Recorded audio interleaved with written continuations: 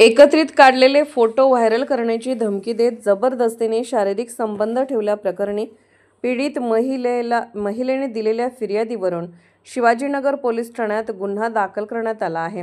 विशाल निशिकांत कांबळे वय 30 राहणार कबनूर असे त्याचे नाव असून पोलिसांनी त्याला अटक करून न्यायालयात हजर केले असता 5 दिवस पोलीस कोठडी सुनावली आहे।